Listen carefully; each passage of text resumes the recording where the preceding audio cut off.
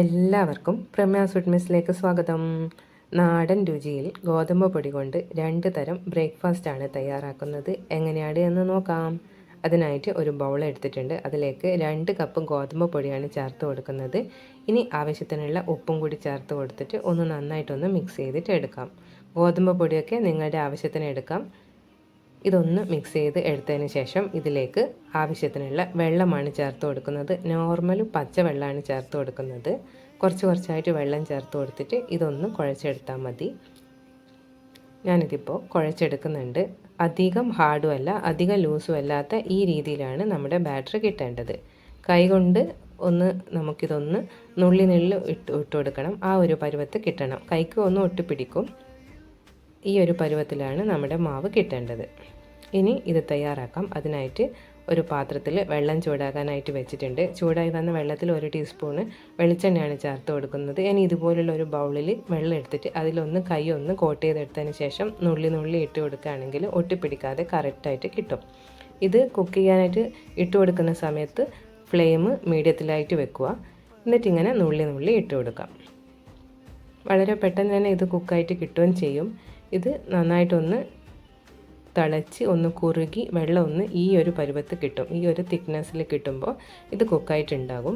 നമുക്ക് ചെക്ക് ചെയ്തിട്ട് നോക്കാം. അതിനുശേഷം ഇത് കോരി മാറ്റി വെക്കാം. ഇതിപ്പോൾ കറക്റ്റായിട്ട് കുക്കായിട്ട് കിട്ടിയിട്ടുണ്ട്. ഇനി ഇത് കോരി മാറ്റി വെക്കാം. ഞാനിതിപ്പോൾ ഒരു ബൗളിലേക്ക് ഇട്ട് കൊടുത്തിട്ടുണ്ട്. ഇനി നമുക്കിത് തയ്യാറാക്കാം. അതിനായിട്ട് ചൂടായി വന്ന കടായിലേക്ക് വെളിച്ചെണ്ണയാണ് ചേർത്ത് കൊടുക്കുന്നത്. എണ്ണ ചൂടായി വന്നപ്പോൾ 1 ടീസ്പൂണ് കടുക് ചേർത്ത് കൊടുക്കുന്നുണ്ട്. പിന്നെ 1 ടീസ്പൂണ് ഉഴുന്ന് പരിപ്പും കൂടി ചേർത്ത് കൊടുക്കുന്നുണ്ട്. പിന്നെ കട്ട് ചെയ്ത് വെച്ച കറിവേപ്പിലയും എരിവിന് ആവശ്യമായിട്ട് 2 വറ്റൽമുളക് കട്ട് ചെയ്ത് എടുത്തിട്ടുണ്ട്. പിന്നെ ഇതിലേക്ക് ചേർത്ത് കൊടുക്കുന്നത് തേങ്ങ ചിരകിയതാണ്. തേങ്ങയൊക്കെ കൂടുതൽ ചേർത്ത് കൊടുത്താൽ നല്ല ടേസ്റ്റായിരിക്കും. ഇത് നമ്മൾ തയ്യാറാക്കുന്ന ഇതിനനുസരിച്ചിട്ട് തേങ്ങയുടെ അളവ് കൂട്ടിയും കുറച്ചും ചേർത്ത് കൊടുക്കാം. ഇതൊന്ന് നന്നായിട്ടൊന്ന് മിക്സ് ചെയ്തിട്ട് എടുക്കാം. ഞാനിതിലിപ്പോൾ എരിവിന് വറ്റൽമുളക് മാത്രമാണ് ചേർത്ത് കൊടുത്തത്. നിങ്ങൾക്ക് വേണമെന്നുണ്ടെങ്കിൽ പച്ചമുളക് ചേർത്ത് കൊടുക്കാം. ഇത് എരിവുള്ള വറ്റൽമുളകാണ്. അതുകൊണ്ട് ഞാൻ 2 വറ്റൽമുളകാണ് ഇതിലേക്ക് ചേർത്ത് കൊടുത്തിട്ടുള്ളത്. ഇനി കുക്കായിട്ടുള്ള ഗോതമ്പ് പൊടിയുടെ ബോൾസ് ഉണ്ടല്ലോ, അതും കൂടി ഇതിൽ ചേർത്ത് കൊടുത്തിട്ട് ഒന്ന് മിക്സ് ചെയ്തിട്ട് എടുക്കാം. നന്നായിട്ടൊന്ന് മിക്സ് ചെയ്തിട്ട് എടുത്താൽ മതി. നല്ല ടേസ്റ്റി ആയിട്ടുള്ള ഗോതമ്പ് പൊടി കൊണ്ടുള്ള ബ്രേക്ക്ഫാസ്റ്റ് റെഡി ആയിട്ടുണ്ട്. നല്ല ടേസ്റ്റാണ് ഇത് കഴിക്കാൻ. ഇതുവരെ ഇങ്ങനെ ട്രൈ ചെയ്ത് നോക്കിയിട്ടില്ലെങ്കിൽ തീർച്ചയായിട്ടും ട്രൈ ചെയ്ത് നോക്കണം. നാടൻ രുചിയിലുള്ള ബ്രേക്ക്ഫാസ്റ്റാണ്. ഞങ്ങളൊക്കെ ചെറുപ്പത്തിൽ കഴിച്ച ഒരു രുചിയാണിത്. ഇന്നത്തെ തലമുറകൾക്കൊന്നും ഗോതമ്പ് പൊടിയൊന്നും അധികം ഇഷ്ടപ്പെടില്ല. പക്ഷേ ഈ രീതിയിൽ തയ്യാറാക്കി കൊടുത്താൽ നല്ല പട്ടുപോലെ നല്ല സോഫ്റ്റ് ആയിട്ടുള്ള ഒരു ബ്രേക്ക്ഫാസ്റ്റ് റെസിപ്പിയാണിത്.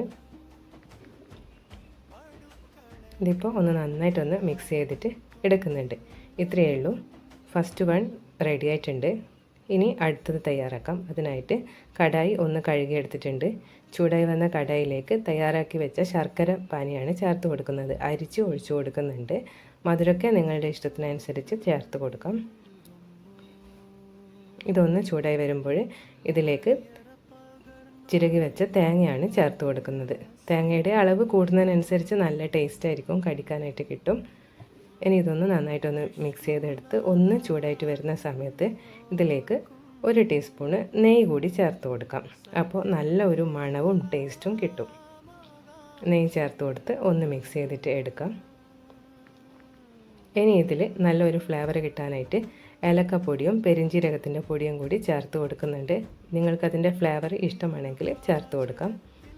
നല്ല ഒരു സ്മെല്ലും ടേസ്റ്റും കിട്ടും.